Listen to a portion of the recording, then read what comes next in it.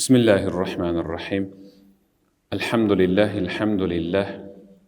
Elhamdülillahi ve kafa ve salatu ve selamu ala nebiyyil Mustafa ve ala alihi ve sahbihi ve men iktefa. Amma ba'du. Assalamu alaikum ve rahmetullahi ve barakatuh. Hurmatly cemaat, bugünkü cuma hutbasının teması amanat jana qarız. Allah öz ayetinde estağdu billah. إنا عرضنا الأمانة على السماوات والأرض والجبال فأبين أن يحملنها وأشفقن منها وحملها الإنسان إنه كان ظلوما جهولا صدق الله العظيم. Men amanatты asman, jer, toolorgo sunuştadım deydi. Allah aytып атат. Men amanatты asman, jer, toolorgo sunuştadım. Al bilesip kaysyl amanat? Al İslamды kabul alıp musulman bolup jaşoo. Men sizlerge İslam dinini sunuştayım.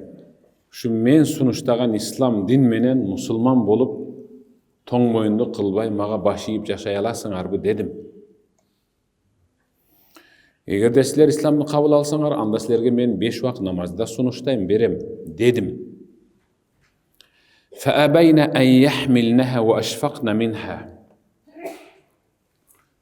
Menin bul sözümdü uqqanda asman, jer jırtılgıday bolup, too bıt-çıtı çıgıp maydalangıday bolup titirep, aşfaqna ötö titirep korkuştu. Ya Rab, biz amanatты senin buyruğun menen alışыбыз, alabız.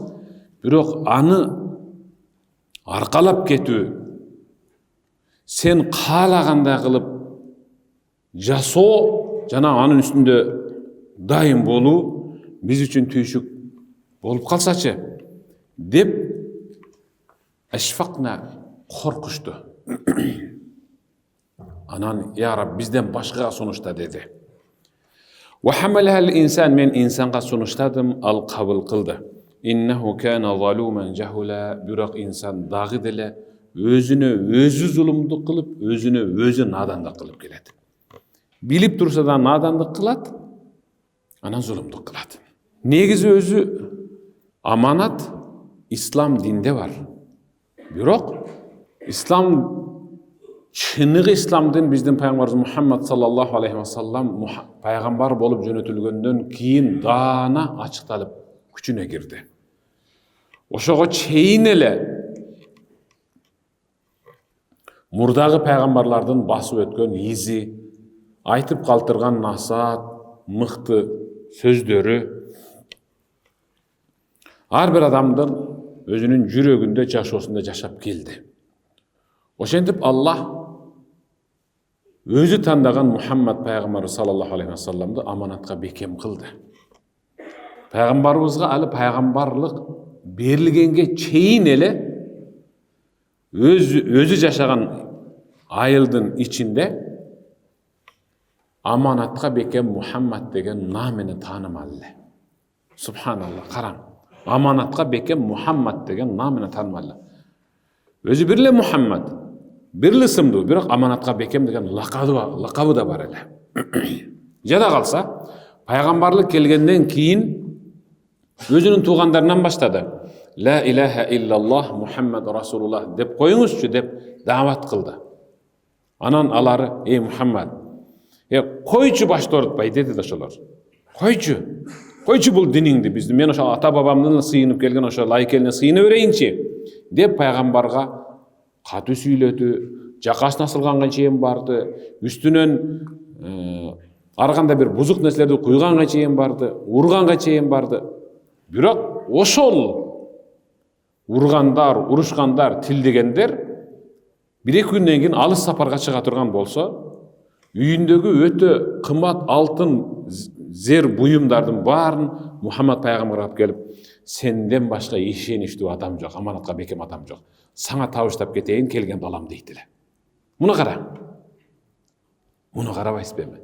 Geçe ele la ilahe illallah da sunuştasa tildep atkan 2-3 günden keyin uzak saparga çıkkanda Peygamberimizin amanatка bekem ekenine al özü Кепилдик берип атат, ишенип атат. Пайгамбарыбыз пайгамбар болгонго чейин аманатка бекем деген лакабы бар эле. Кыянат деген бул аманаттын тескериси албетте.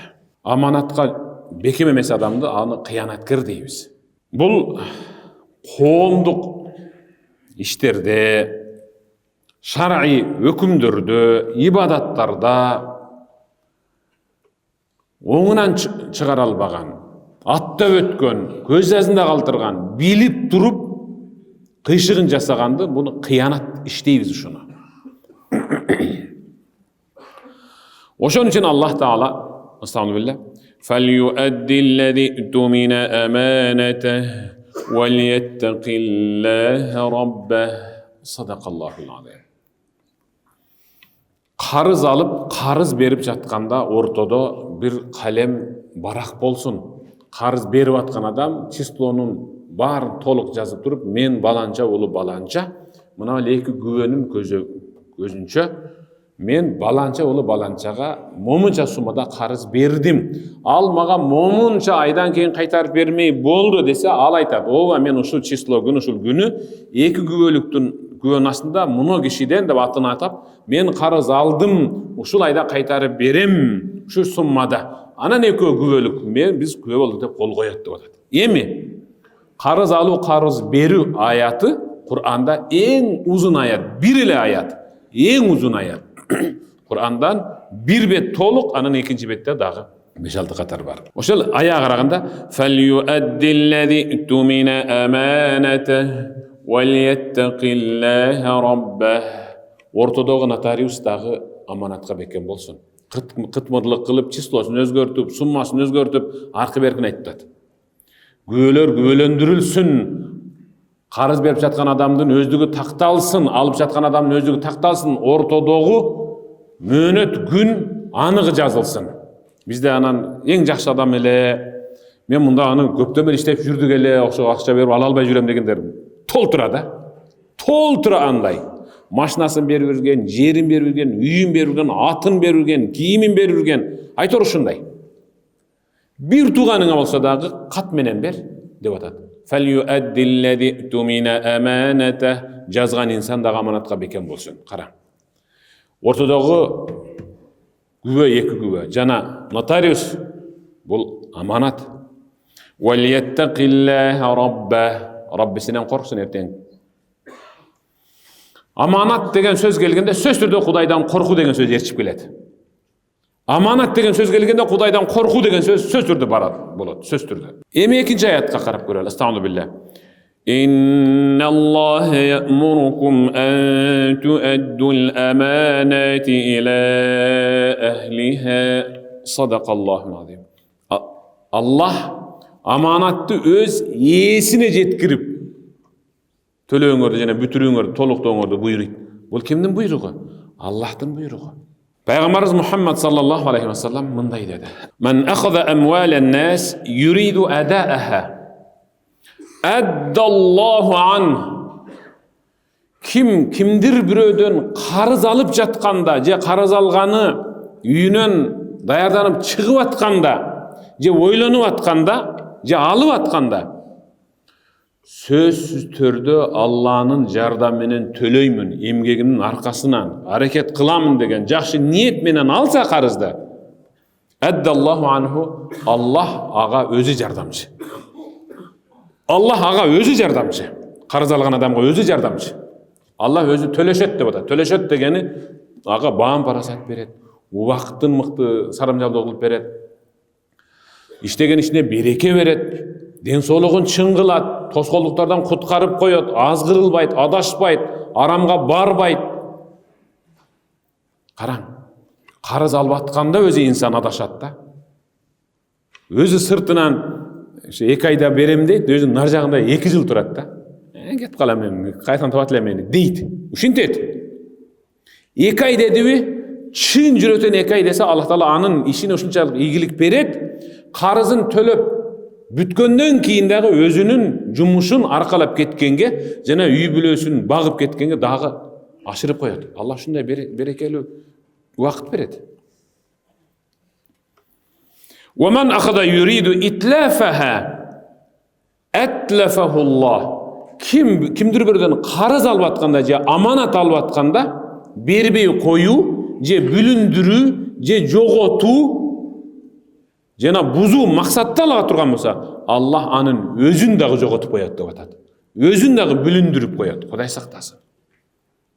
Карыз алып атканда. Мисалы азыр эми карыз деп эмнени айтабыз? Бул эки адамдын ортосундагы карыз ал бизде анча эле маанилүү болбой калды. Чын, ачыгын айтканда, эки адамдын ортосунда карыз. Ал жерде убада карыз бар. Ал жерде сөз карыз бар. Бизде азыр мына банктык системадагы аманаттар, кредит алып атышат. Убагынан өтүп кетип, үйүн алдырып аткандар бар. Жерин алдырып аткандар бар. Машинасын күрөөгө койгон, анысы тияка өтүп кеткен. Карабайсызбы? Өзү карыз алып атканда төлөйм деген жакшы ниет менен алсын. Банктан эмес, мисалы тууганынан, досунан, жердешинен, кесиптешинен, адал инсандан. Адал инсандан адал карыз алып атканда, адал ниет менен ала турган болсо, Аллах Таала анын карызын сөз түрдө төлөшүп берет. Ошон үчүн пайгамбарыбыз Мухаммад саллаллаху алейхи ва саллям аддил амана иля ман и'таманак. Сизге ишенип берген адамга эми кайтарың акысын деп атат. Сизге ишенип макул деп сиздин жүзүңүзгө, сөзүңүзгө ишенип берген адамга буюм берди, акча берди, вада берди, аны кайтарың деп атат жообун. Вала тахун ман ханак. Сизге кыянат кылып койгон адамды ушу аңдып жүрүп, ушу бир жеринен ушу бычкактап алсам болбой калды. Муну токтоп тур деп, эч качан кыянат кылба. Эч качан кыянат кылба. Эмнеге десе анткени ага кыянат кыла турган болсоң, сен дагы деп атат. Ошо кыянаткердин бири болосуң. Мындай да. Сизден бирөө машина алды. Акчасын бербей жүрөт. Туура. Сизден бирөө машина алды, акчасын бербей жүрөт. Эми ала албай жүрөс. Сиз анын досу менен тааныш болуп калдыңыз. Ал жөнүндө маалымат алганыңыздан кийин досунун ага бере турган акчасы бар экен. Сизге машинанын акчасын төлөй турган инсандын досунун бирөөдөн ала турган акчасы бар экен. Сиз ошону алып коюп кыянат кылбаң деп атат да. Тигиден барып, эми мына менден аласың акчасы менен деп. Ушундай кыянат кылба. Тадиюл амана аламатун ала ду'фил иман. Аманатка кыянат кылуу бул имандын алсыздыгы.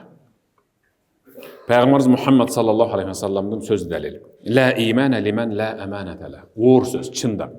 Аманатка бекем болбогон инсандын өзү иманы жок деди. Өтө оор сөз ушул, чындап айтканда. Канжарды сайып алгандай эле сөз да. Аманатка бекем болбогон инсан анын иманы жок. Оор сөз. Вала дина лиман ла ахда ла. Уадасында бекем турбаган инсандын өзү дини жок.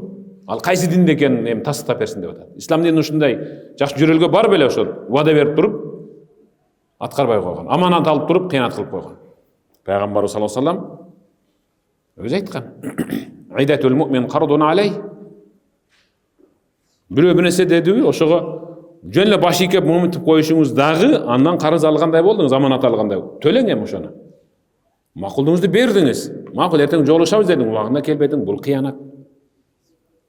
Жөнөкөй эле жөнөкөй, дүниөлүк бир жакка кетип бартасың, кечигип калдыңбы демек кыянат. Ошон үчүн пайгамбарыбыз Мухаммад саллаллаху алейхи ва саллям мунафиктин белгиси 3 дейт. Керек болсо, бул эң жаман мүнөз ал мунафиктин эки жүздүүнүн жүзү каранын белгиси. Аманатка кыянат кылуу. Эмне деди пайгамбарыбыз? Аятул мунафик салас.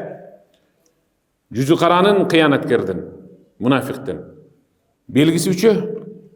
Ида хаддаса кезеб. Жалган сүйлөгөндө. Сөз түрдө жалган кошуп сүйлөйт, сөзүн коозош үчүн же бирөөнү ишендирүү үчүн же кебиркилерди күлдүрүш үчүн.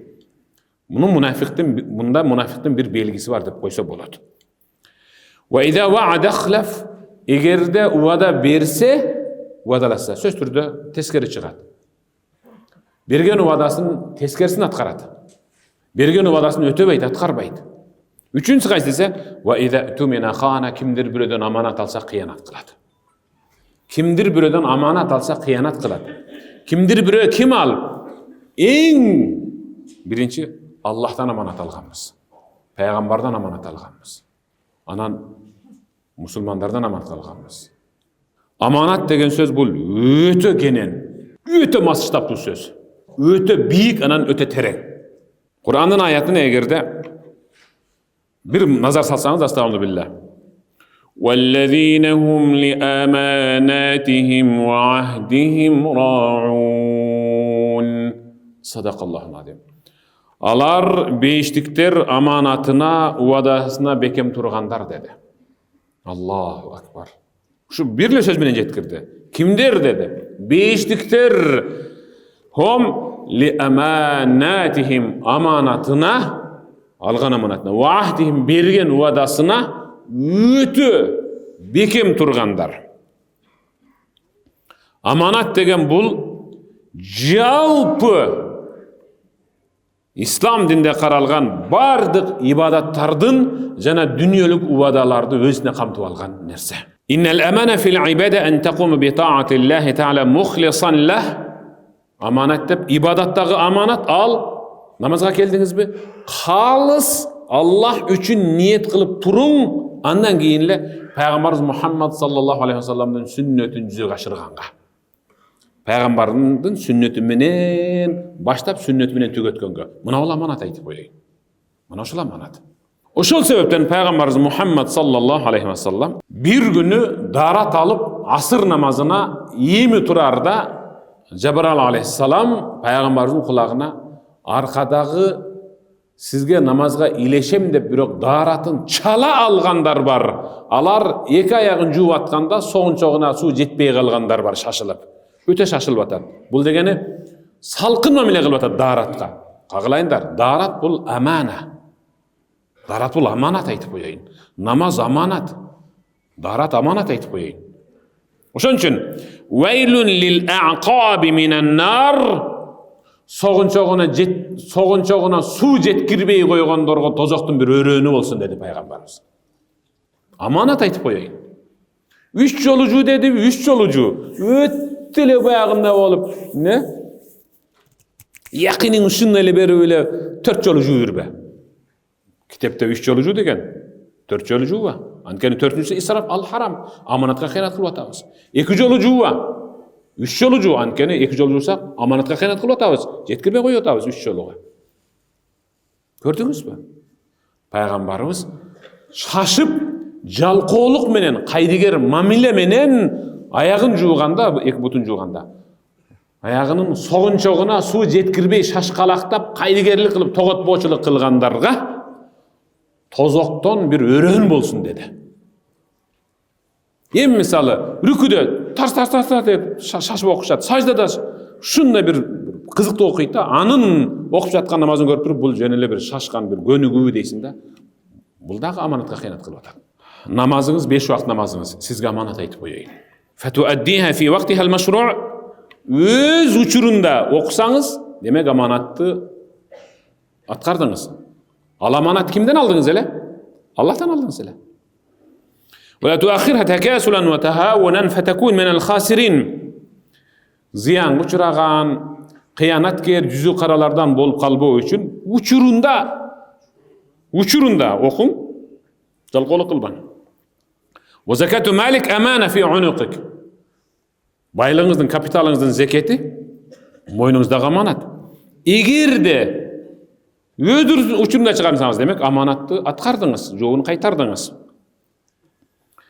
Anan berem, erteң berem dese Allah kütүүчү, Allah sabırdu, Allah özü jönde aytat. Mende sabırdu eç yerde yok. Men özüm жалгызмын деп даңаз аласам деле баары бир аялы бар, баласы бар деп аттат. Шунчалык сабырдуумун. Бирок баары ошого деле рызкы берип атам дейт Аллах Таала. Аллаху акбар. Сабыр кылат, жылдын аягында бүтөт, кийинки жыл өтөсүз, дагы деле бербей атасыз. Бирок бир нерсе менен Аллах Таала чыгарып коет. Ал Аллахнын камчысы эле.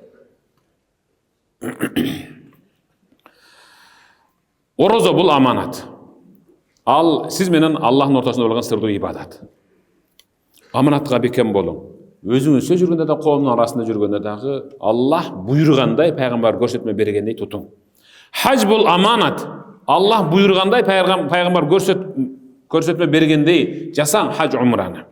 Жалпы базар, инсан, банктык система жана башка ушундай мамилелер дагы өтө чоң аманат. Кудай сактасын, ушул жерде кемчилдик кетирип, тоотбоочулук, кайдыгер болуп кол шилтеп койгон болсо, бул демек кыянаткер, жүзү кара, Кудай сактасын. Сизден бирөө акыл сурады, кеңеш сурады. Бир жакшы ишти баштап атыптыр. Же үй бүлөсүндө, же бала тарбиялоодо, же болсо дагы бир ар кандай. Ошого мыкты кеңеш берип, жол көрсөтүп, насаат айтып коюунун өзү аманатты аткарган болот. Бир билип коюн. Пайгамбарыбыз Мухаммад саллаллаху алейхи ва саллам туура кеңеш берген инсан жөнүндө әл-мусташар му'таман.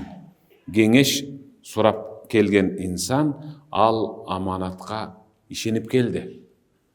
Кеңеш сурап келген инсан аманатка ишенип келди. Эми ошол кеңешти мыкты берген инсан асат айтып, ал аманатын жүзөгө ашырды деп атат.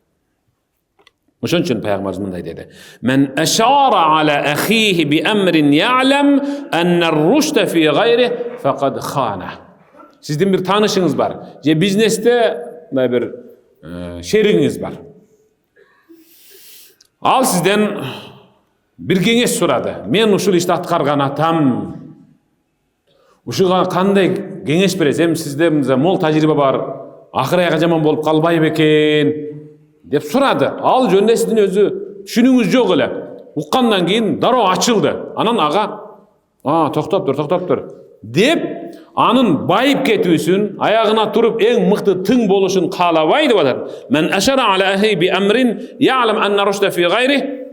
Ийгилигин жаап жашырып туруп, жок болбойт, досум болбойт, эhtiyat бол деп алдында турган ийгиликтен тосуп кое турган болсоңуз, кеңеш берип туруп, факат хана, мына ушул жүзү кара аманатка кыянат кылган болду деп атат. Кеңеш берүүдө дагы аябай так болуш керек.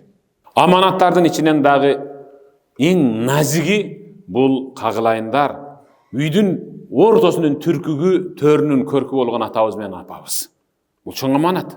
Чоң аманат кагылайындар. Андыктан Аллах Таала астагфирулла билlah сөзүндө: "Ва qada rabbuka alla ta'budu illa iyyahu wa bil walidayni ihsana." Sadaqallahul azim. Rabbing өзүнө кыйшайуусуз ибадат кылып намаз тургузууну буйругандан кийинки эле эң мыкты намаздын соогуна тең келе турган ибадатты ата-энеңе кызмат кылып анын батасын ал деп буйруду деп атат. Ата-энеге кызмат кылуу, алардын батасын алуу, аларды көзөмөлгө алуу, алардын аягы менен бирге жүрүү бул аманат. Ким ата-энесин сыйлабаса, айтып койгон катуу сөзүнө тарына турган болсо, каяш айта турган болсо, ооруп жатканда кабар албаса, айтоор эми ушундай сыйлабаса, демек ал аманатка кыянат кылып тур, ал жүзү кара. Дагы бир назик аманат ал сиздин мойнуңуздагы. Өзүңүздүн үй бүлөңүз, бала чакаңыз, уулуңуз, кызыңыз.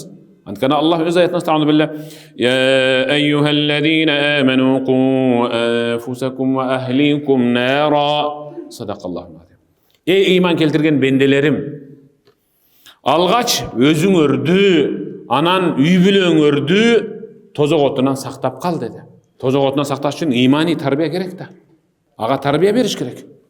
Ошон үчүн пайгамбарыбыз Мухаммад саллаллаху алейхи ва саллам аманат жөнүндө тагыраагы көзөмөлчү инсан катары эмне деди? "Ма мин абдин ястар'иhi Allah ra'iyya yamutu yawma yamut wa huwa ghashun li ra'iyatihi illa harrama Allahu alayhi al-janna." Sadaqa Rasulullah. Аллах бир инсанды аманатка көзөмөлчү кылып жаратты. Бул дегени сизде ата катары, сиз үйлөндүңүз, келинчегиңизге жолдошсуз, никеңизде балалуу болдуңуз, сизге аманат тапшырылды. Эгерде ушул инсан карамагындагы келинчегине же уулуна же кызына кыянат эле кыла турган болсо, демек ал өлөрүндө мойнуна жүктөлгөн аманатка кыянат кылган инсан катары жүзү кара болуп өлөт. Аллах аны бейишке кирүүнү тыйды деп атат. Мына аманат, назик аманат.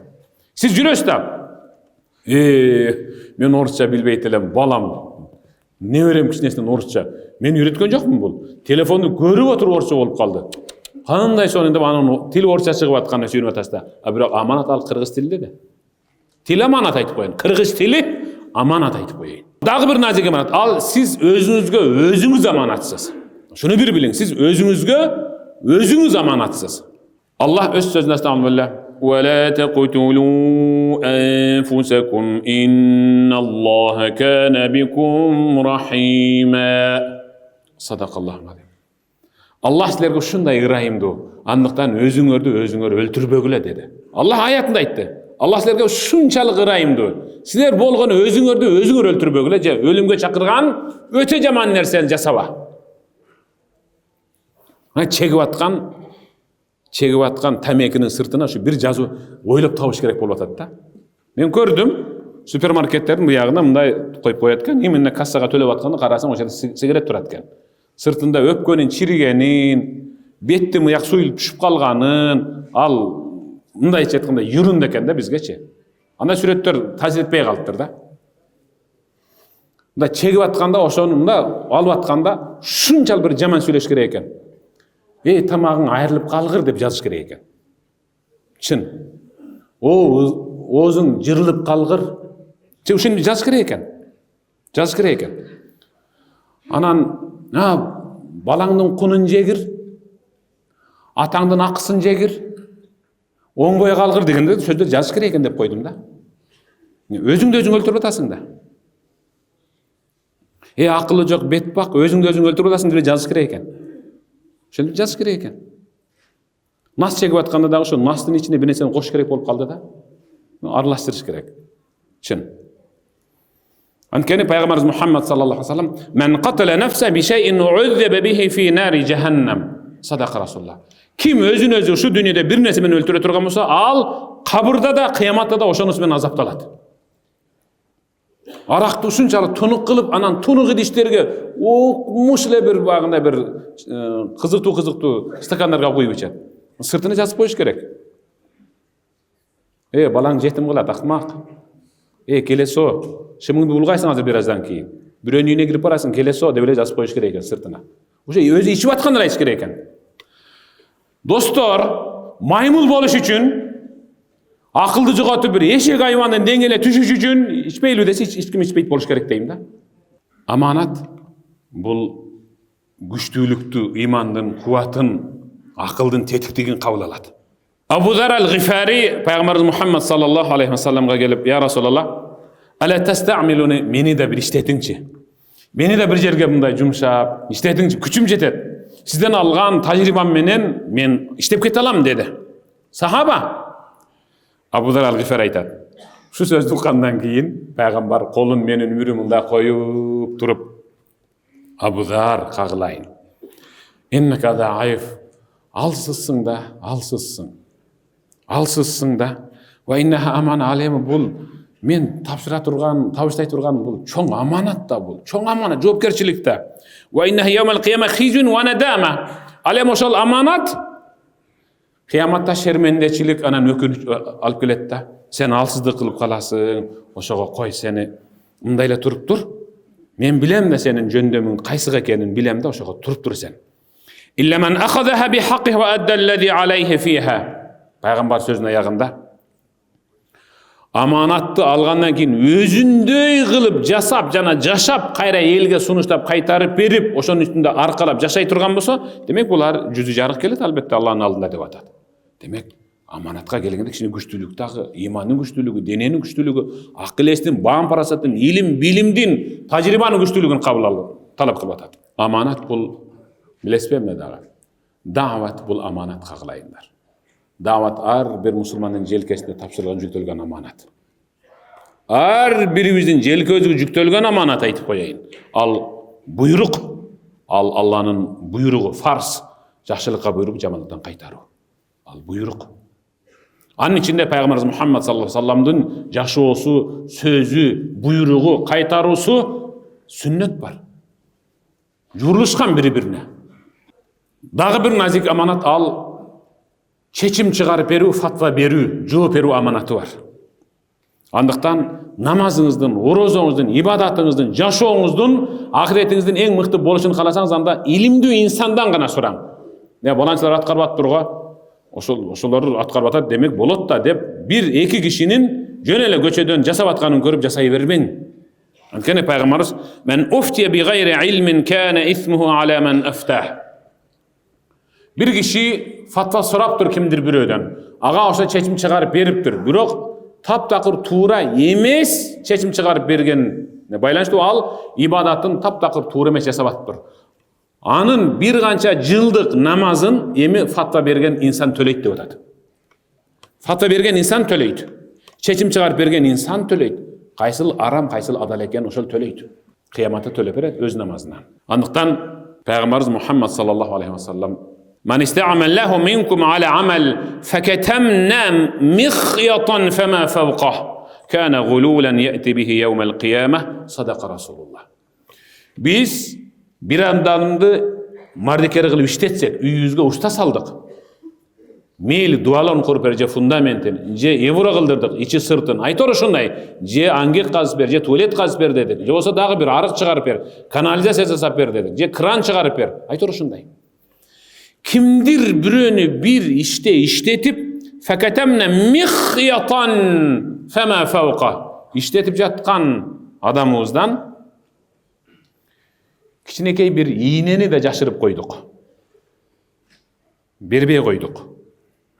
İğne götkөрүлгөн kiçinekey jipti dagı berbey koysok, jandan jogoruraak, jandan kiçinerek nerseni dagı kıyanat kılıp aga жамандык кылсак, кыяматта мына ошол колдору кишенделген абалда ошол киши кыянаткер жүзү кара болуп Аллахтын алдына келет деп атат. Бул дегени бир кишини сиз иштеттиңиз, же сизди бир киши иштетип атат. Сиз ошол жерден бир ийнени бекитип алдыңыз. Ийнени бекитип алдыңыз. Өзүңүздүн айлыгыңыздан тышкары ийнени алып кеттиңиз да, факатамана, ийнени алып кеттиңиз. Demek ошол ийнени алып кеткен, биз акысын төлөсөк деле, айлык маянасын бергенден кийин деле ийнени алып кете турган болсо, демек ал кыянаткер. Садик иштеген анча-мынча тарбиячылар бар экен. Балдардын тамагынан ашырып үйүнө кумшекер алып кетет. Сливичный май алып кетет экен. Ет алып кетет экен. Вермишел алып кетет экен. Кумшекер алып кетет экен. Картошка алып кетет экен. Мына ушуларды айтып жатат пайгамбарыбыз. Биз кимди иштетсек, аны демек аманатка ишенип койдук эле, бул мыкты иштейт деп. Ал кыянат кылып атат. Мына ушул инсан деп атат, кыяматта колдору мындай кишенделген абалда желкесине артылып, кыянаткер экени даңазаланып келет Аллахтын алдында. Сиздин өзүңүздүн айлык баянаңыз жетиштүү эмес беле, берип атпайбы ушул? Пайгамбарыбыз ликулли гадирин ливаун яумал кыяма, кыяматта ар бир аманатка бекем болбогон кыянаткер үчүн өзүнчө бир желек даярдалат. Юрфа лаху би кадри гадри, кыянатына жараша желеги да бийик болот. Ала вала гадира а'зам гадаран мин амирин амма. Эң жаман кыянаткер бар бетине түкүрүп, сөмөйү менен кезеп, акарат кылып, кемсинтип, шермендесин чыгара турган кыянаткер ким десе, жалпы элдин жүгүн мойнуна алган падыша эгерде өз элине, жерине, өлкөсүнө кыянат кыла турган болсо, мындан өткөн бийик, желектүү кыянаткер болбойт ал жерде деп атат. Пайгамбарыбыз ида дуйятил амана, эгерде аманат жоголсо деди. Аманат жоголсо деди. Качан айткан ушул сөздү? Сахабалар сураган, я Расулулла, кыямат качан деген да. Кыямат качан дегенде аманат жоголсо деген. Аманатка эч ким да бир саресеп салбай калганда, аманатка кол шилтеп калганда, койчу деп Аллах менен инсандын ортосундагы, инсан менен инсандын ортосундагы аманатка кыянат кылып калганда, кыяматты күтө бер деди. Ошондо сахабалар, я Расул, аманат кантип жоголот? Түшүндүрүңчү дегенде пайгамбар эмне деп атат? Ида уснидал амру ила гайри ахли фантазири саа. Эгерде өз кесиби менен иш алып бара албаган инсан өз кесиби менен алып бара албаган, өз кесиби менен башка бир ишке туруп калган болсо, мен муну жасай алам десе, демек кыямат күтө бер. Дөңгөлөкчү бар да, дөңгөлөк жамайт. Ушуну стоматологдун бөлмөсүнө алып барып, өзүңүз дарылап тура бересен бул жагын десе, эми айткылачы өзүңөр.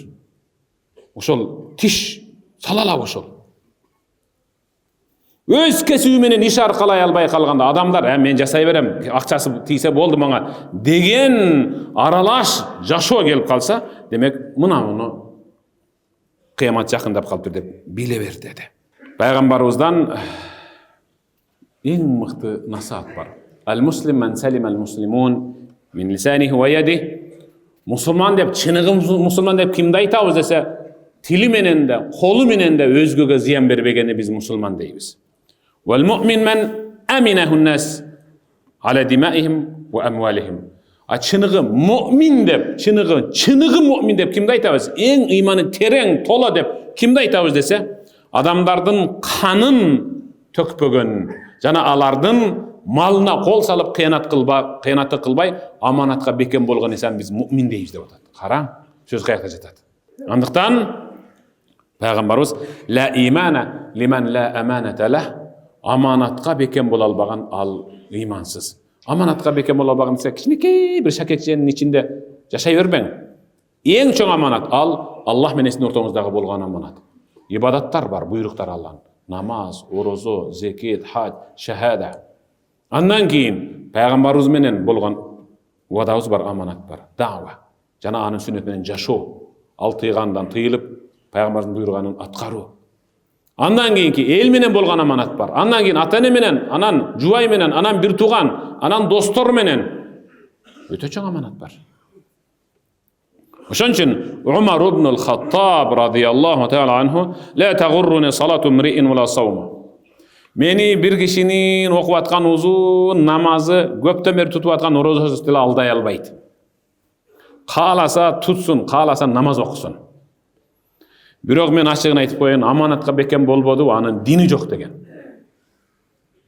Сөз анын намазы менен орозосуна калап баа берилбейт.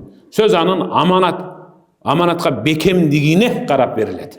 Ошондуктан имам Садик мындай деген: لا تنظر إلى طول ركوع الرجل وسجوده. Bir kişinin namazındagi rükûsü менен саждасынын uzun kılганын, vay okumuş çaktı mına şunun namazı. Vay bu mına kişi okumuş eken devi. Aldan bağa. Fe inne dalik şey'ün i'tade. Ankene al rüküde uzun turu, sajdada uzun turu key bir adamın özünün adatı. O şekilde göp turursun. Bir önün bel orup kalgan tura albay atat. Oşa jagıp atat, ok da bel orup turub atat oşol jerde. Gırıcası нормально болып қалды да еңкейгенде. Таспирин узартып атат. Ал аманатқа бекем эмес. Фалау таракаху истаухаша залик. Эгерде ал сажделе кылбай койсо, рүкүлө кылбай койсо, ал өзү бузула турган инсан. Валекин унзура иля сидқи хадиси ва ада аманати. Инсандын кандай экенин билгин келсе, анын намазындагы рүкүсү менен саждасынын узундугуна карабай эч качан. Инсандын аманатка ең муъмин, ең мыкты, ихлас Кудайдан корко турганын билгин келсе, анда анын эки нерсесине кара. Сүйлөгөн сөзүнүн чын жалганына, анан аманатка бекем же кыйнат кылганына карап кой. Ошо менен дос боло бер деди. Мына. Сөзүнүн чын жалганын байкап көр, анан аманатка туруктуубу же кыйнаткерби ушун эле байкап кой. Ошону менен же дос бол, же үзүл. Ошо менен кудалаш, же токтотуп кой. Ошо менен кесиптеш бол, партнер бол иште. Же болбосо токтотуп кой. Аллах Таалам баарыбызды аманатка бекем кылсын, алган карызыбызды өз учурунда төлөөнү Аллах Таалам өзү жардам берсин. Карыз алып жатканда төлөө максатта алууну Аллах Таалам баарыбызга насип этсин. Жана төлөөгө Аллах Таалам өзү күч кубат берсин. Амин. Аллахумма иннека афуун карим, тухиббул афва фа'фу анна. يا رحيم برحمتك يا أرحم الراحمين. الله